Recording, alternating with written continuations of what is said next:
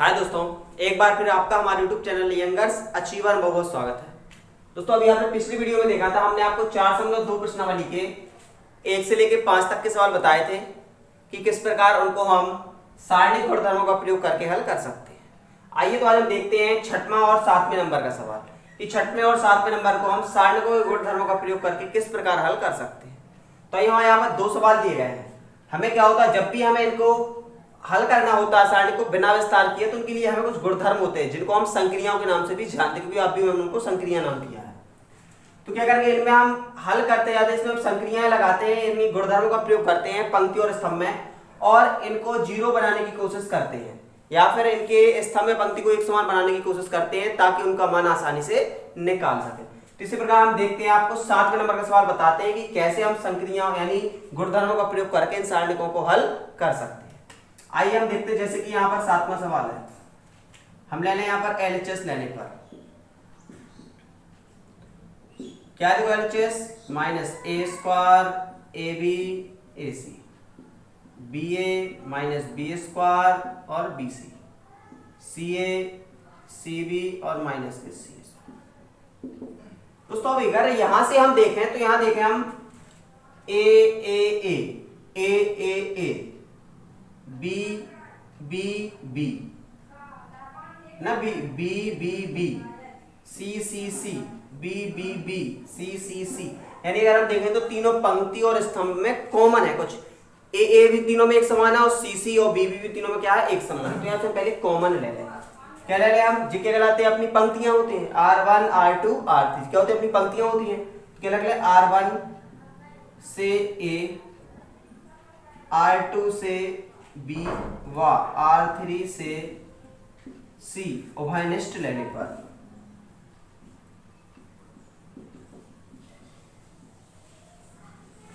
उभयनिष्ठ यानी क्या होता है अपना कॉमन। जो भी हमने बताया कि जो भी क्या होता अपना जो अवयव होता था उसमें अपन क्या करते थे, जो भी पूरा अवयव दिया रहता उसके सभी अवयवों से कॉमन निकालते थे। लेकिन जो अपने सारणिक होते हैं इनमें हम सभी अवयवों से कभी भी कॉमन नहीं निकालते, या तो केवल पंक्ति के अवयवों से कॉमन निकालते हैं या फिर स्तंभ के अवयवों से कॉमन निकालते हैं। तो यहाँ हमने देखा पंक्ति से क्या लिया, R1 से A, R2 से B और R3 से C को कॉमन, यानी पंक्ति A से A को, पंक्ति B दूसरी पंक्ति से B को, तीसरी पंक्ति से C को निकाल लिया कॉमन। तो क्या निकला है बाहर, देखो यहाँ पर A B C, यहां से A के बाहर निकल गया, यहां से A बाहर निकल गया और यहां से A बाहर निकल गया, यहां से B बाहर निकला, यहां से B बाहर निकला, यहां से B बाहर निकला, यहां से C बाहर निकला, यहां से C बाहर निकला और यहां से C बाहर निकला। तो जो बाहर निकले वो हमने बाहर निकाल लिए, जो बचे उनको हमने अंदर रख दिया। अब फिर से अगर यहाँ हम देखें तो देखो, अब देखें हम स्तंभ में देखो A B B C क्या तीनों स्तंभों में एक समान अवयव, पहले स्तंभ में A है, दूसरे में BB है, तीसरे में CC है। तो फिर से हम लिखते हैं, क्या लिखते हैं, C1, क्या स्तंभ का बोलते हैं C1 से A, C2 से B व C3 से C उभयनिष्ठ यानी कॉमन लेने पर हमें यहां से उभयनिष्ठ ले लें, यहां से उभयनिष्ठ लेंगे तो देखो क्या बचेगा अपना, C1 से A लेना है, C2 से B लेना है, C3 से C, C1 से A, C2 से B और C3 से C को कॉमन लेना है। तो यहां से हम देखें ABC पहले से था अपने पास, यहां से हमने कहेंगे C1 से A लिया, C2 से B लिया और C3 से यहां पर हमने C लिया। तो क्या बच गया अपना, देखो यहां से निकल गया A, क्या बचा -1 1 1, यहां देखो 1 -1 1, यहां क्या बचा देखो 1 1 और -1। अब यहां पर इतना बच गया और जो हमने यहां पर बाहर निकाल लिया। अब इसको हम कुछ और क्या करें, यहां तो कॉमन ले लें, अब यहां पर हम कुछ गुणधर्मों का प्रयोग करें ताकि इनका जीरो बन जाए और हम आसानी से इनका विस्तार कर सकें। तो अब देखें यहां पर हम कौन सी संक्रिया लगाएं, तो यहां पर अगर हम इन दोनों को आपस में जोड़ दें तो देखो minus plus zero plus minus zero, तो ये दोनों क्या बन जाएंगे, जीरो। यानी यहाँ पर हम क्या, ठीक है, तो यही कर लें, काहे यहाँ पर स्तंभ में भी चाहे तो स्तंभ में भी जीरो कर सकते हैं और चाहे तो पंक्ति में भी जीरो कर सकते हैं। करें तो क्या करेंगे अपन, R1 को बदलना है, R1 tense to R1 plus R2, हमने क्या किया यहाँ पर R1 का मान निकाला R2 में जोड़कर, R1 का मान निकाला R1 और R2 को जोड़कर, ABC क्या हो जाएगा A स्क्वायर B स्क्वायर और C स्क्वायर। यहाँ हम करेंगे तो क्या हो जाएगा एक माइनस एक प्लस एक जीरो, प्लस एक माइनस एक जीरो, प्लस एक दो, बाकी पूरा चला गया। अब यहां पर क्या करें हम, इसका कर लिया विस्तार, R1 के सापेक्ष विस्तार। अब हमने यहाँ पर R1 सापेक्ष क्यों विस्तार किया, क्योंकि R1 के दो मान बन गए हैं जीरो, तो सीधा हम एक ही अवयव के सापेक्ष विस्तार कर देंगे और हमें आंसर मिल जाएगा। तो यहां पर हम विस्तार करेंगे, तो विस्तार करने का क्या तरीका होता है, विस्तार करने का तरीका होता है कि पहला जो भी उसके सामने के अवयव है उनको छोड़ दो, बाकी जो बचे को लिख लो। तो जीरो का तो कॉमन आएगा, तो जीरो का समान जीरो बन जाएगा, दूसरे का जीरो करेंगे तो फिर समान जीरो बन जाएगा, जैसे तीसरा बचेगा दो। जब दो बचेगा तो इसके अवयव क्या होगा, दो के सामने जे है और दो के सामने जे है, यानी क्या बचेगा सिर्फ एक, एक माइनस एक और एक। ठीक है, तो इस तरीके से इसका विस्तार हो जाएगा। अब इसको हम हल कर लें, क्या बचेगा, देखो यहाँ पे दो आगे बाहर, यहाँ क्या बचा एक, एक माइनस फॉर्मूला लगता है, माइनस तो माइनस माइनस होगा प्लस, ए स्क्वायर बी स्क्वायर सी स्क्वायर, कितना हो गया देखो यहाँ पर दो और एक और एक कितना हो गया दो, यानी गुणा कर ले तो दो दूनी चार, ए स्क्वायर बी स्क्वायर और सी स्क्वायर, और यहाँ पर लिख देंगे LHS बराबर RHS, जो हो जाएगा अपना रूट। तो इस तरीके से हम दिए गए किन्हीं भी सारणिकों को हल कर सकते हैं। कुछ हमें इनमें गुणधर्मों का प्रयोग करना है और कुछ अपनी तरफ से भी सोचना है कि आखिर हम क्या कॉमन ले सकते हैं, क्या गुणा करके इनको हम हल कर सकते हैं। तो हमें अपने मन से थोड़ी सा देखना है सवाल को कि क्या अवयवों को समझना है कि अवयवों को हम कैसे हल कर सकते हैं, उस अनुसार हमें गुणधर्मों का प्रयोग करना। तो इसी तरीके से आप 6वें नंबर का सवाल भी हल करके देखना है। देखते हैं कुछ और सवाल इसके, ठीक है। तो छठवां आप इसी तरीके से छठवां भी हल करके आपको देखना। अब हम आपको बताते हैं कुछ और सवाल इसके। हमें इनको क्या करना है, इतने से इतना सिद्ध करना है। अब जो लिखा है कि सारणिक के मतलब जो सारणिक के उनका प्रयोग गुणधर्मों का प्रयोग करना है या डायरेक्ट विस्तार करना है, लेकिन क्या करते हैं जब भी इन सवालों को हल करते हैं तो हमेशा गुणधर्मों का प्रयोग ही करते हैं। कुछ इसको हम गुणधर्म का प्रयोग करेंगे जिससे सवाल छोटा हो जाएगा और फिर हम इनका आसानी से विस्तार कर देते हैं। तो आइए हम देखते हैं, जैसे हमें यहाँ पर दो सवाल दिए गए, दोनों एक ही टाइप के सवाल है, सिर्फ अंतर क्या है, यहाँ पर घात 2 में दिया गया है, यहाँ पर घात 3 में दिया गया है। तो आइए हम आपको बताते हैं घात 3 वाला थोड़ी सा बड़ा सवाल है, यही आपको समझा के दिखाते हैं। जैसा कि यहाँ पर 2 दिया गया है सवाल, तो क्या करेंगे हम पहले तो LHS लेने पर LHS लेंगे तो पहले सवाल लिख लेंगे। क्या दिया LHS में, 1 की घात 3, 1 b की घात 3, 1 c की घात 3। पहले हमने यहाँ पर क्या इसको लिख लिया। अब हम क्या करेंगे, इनमें कुछ प्रतिबंध यानी कुछ गुणधर्मों का प्रयोग करेंगे और फिर इसको हल करेंगे। तो देखें यहाँ पर हम क्या करें, सबसे पहले क्या है गुणधर्म, अगर यहाँ पर इसको हम 0 बनाएं, इसको क्या बना दें हम 0। क्या करें, 0 बनाने के लिए हम क्या कर देंगे, इसमें क्या करते हैं गुणधर्म R1 टेंस टू, नहीं R1 को नहीं, इस ऐसे में नहीं, इसको ऐसे में घटाना है हमें, 1 से 1 A से B इतने से। तो ऐसे में जब घटा दे तो क्या कहलाते हैं, अपने कहलाते स्तंभ, यानी हम किसमें बदलेंगे इसको, C1 क्या होते हैं अपने स्तंभ, स्तंभों को बदलें। क्या होगा स्तंभ, C1 tense to C1 minus C2,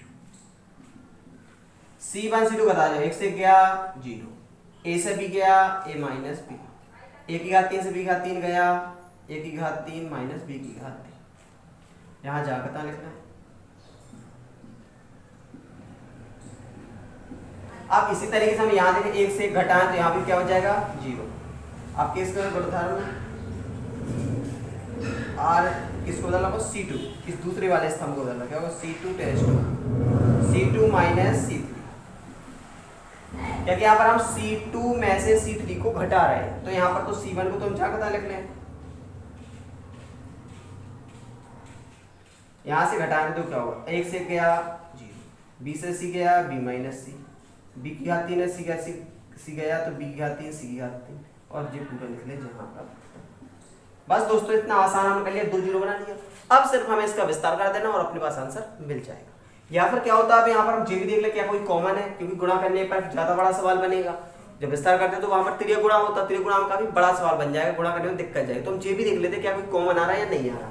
तो यहाँ अगर हम देखें तो देखो a माइनस बी, यहाँ भी क्या है a माइनस बी, यहाँ देखो b माइनस सी, यहाँ क्या है b माइनस सी। तो यहाँ से हम C1 और C2 से C1 से a माइनस बी व C2 से b माइनस सी वाइनस टी लगेगा। ठीक है, तो क्या किया, यहां से हमने ओवाइनस्ट निकाल लिया। देखो यहां से क्या निकाला, a माइनस बी, यहां से क्या निकाला हमने, b माइनस सी। अब यहां पर हमने a माइनस बी निकाला, तो अब देख कितना बचा, तो यहाँ 0 है, तो 0 में तो कोई फर्क नहीं पड़ेगा। a माइनस बी यहां से निकल गया, तो कितना बचा, 1। यहाँ a की घात 3 माइनस b की घात 3 थी। अब यहाँ क्या बचेगा, तो दोस्तों जी आपको फॉर्मूला याद होना चाहिए कि a की घात 3 माइनस b की घात 3 का फॉर्मूला क्या होता है, a minus b कोष्टक a square plus ab plus b square. ये क्या होता है, अपना फॉर्मूला होता है। तो जब यहाँ से हम a माइनस बी निकालेंगे तो इतना फॉर्मूला वहां पे बच जाएगा। यानी क्या बच जाएगा, यहाँ पर बच जाएगा, क्या बच जाएगा, यहाँ पर a square plus ab plus b square, इतना अपना यहाँ पे बच जाएगा। जैसे यहाँ देखो हम तो 0 b माइनस सी निकला तो 1 बचा।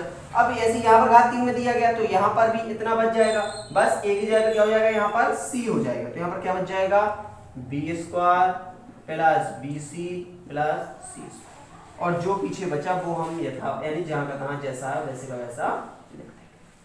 आगे दोस्तों, तो अब इसका क्या करें, इसका करते हैं हम विस्तार। विस्तार करेंगे किसके सापेक्ष करें हम, r1 के सापेक्ष, r1 के सापेक्ष विस्तार करने पर।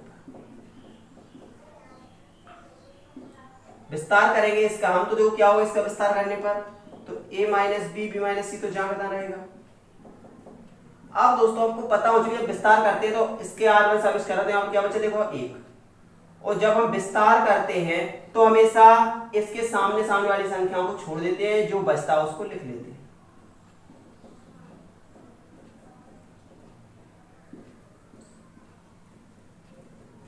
जो बचा उसको हमने यहाँ पे लिख लिया।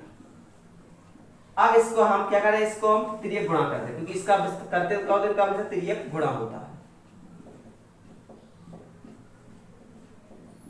इनका तिर्यक गुणा करेंगे, इसका इसमें गुणा हो जाएगा, एक का तो एक ही रहेगा। यहाँ करते क्या हो जाएगा, B square plus B C plus C square. यहाँ इसका इसमें करेंगे गुणा तो क्या लग जाता है बीच में माइनस, तो माइनस का A square minus A B minus के बी स्क्वायर। यहाँ देखें तो बी स्क्वायर प्लस माइनस यहाँ से कट जाएंगे। अब क्या बचा यहाँ पे देखो, ए माइनस बी बचा और बी माइनस सी बचा। अभी यहाँ देखें हम क्या बचा, तो देखो क्या बचा यहाँ पर, सी स्क्वायर माइनस ए बचा और यहाँ पे जी बचा। तो इन दोनों को आपस में ले लें, हम स्क्वायर वालों को अलग ले लें, बिना स्क्वायर वालों को अलग ले लें। अब यहाँ हम देखें तो दो दो में कॉमन भर रहा है। देखो यहाँ से इसको हम दो बार लिख सकते हैं, एक बार माइनस में प्लस में। यहाँ से देखो बी निकल रहा है कॉमन, तो इसको हम तोड़ लें। तोड़ेंगे क्या हो जाएगा, यहाँ पर एक बार लिख सकते हैं इसको माइनस में, एक बार लिख सकते हैं इसको हम प्लस में। यहां से हम देखो अगर b कॉमन निकाल लें तो क्या हो जाएगा, c minus A. c minus ए यहाँ पर बच जाएगा, b कॉमन लिया तो क्या हो जाएगा c माइनस का ए। अब यहां से क्या करें, हम इसको ले लें कॉमन, यहां से तो क्या लेंगे कॉमन, देखो a minus B B minus C, यहाँ से कॉमन आ जाएगा c minus A c minus A. जब c माइनस ए कॉमन लिया तो यहाँ क्या बचा, देखो c प्लस ए बचा और यहाँ पर बचा प्लस में b। इसी को अगर हम क्रम से लिखना है तो आ जाएगा a minus B B minus C C minus A plus B plus C, और इसको मिला दे तो जो अपना आर एच एस लिख सकते, अतः एल एच एस बराबर आर एच एस, जी हो जाएगा अपना सवाल। तो दोस्तों बहुत ही आसान तरीके से हम कुछ ही सरल सरल गुणधर्मों का प्रयोग करके इन बड़े से बड़े सवालों को बहुत ही आसानी से हल कर सकते हैं। तो जैसा हमने यहाँ पर 8वें का दूसरा हल किया है उसी तरीके से आपको पहला भी हल करके देखना है। यदि दोस्तों आपको कोई भी समस्या आती है तो आप कमेंट करके हमसे पूछ सकते हैं, हम आपकी समस्या का जरूर निराकरण करेंगे। तो दोस्तों मिलते हैं अब हम आपसे अगले वीडियो में अगले